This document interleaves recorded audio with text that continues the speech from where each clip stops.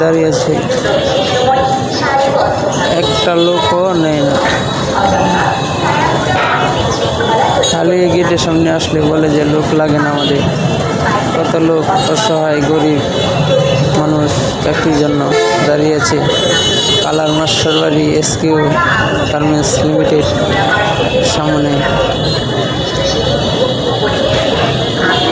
গেটের সামনে আসলে বলে আমাদের লোক লাগে না, আমার লোক না হয়ে গেছে।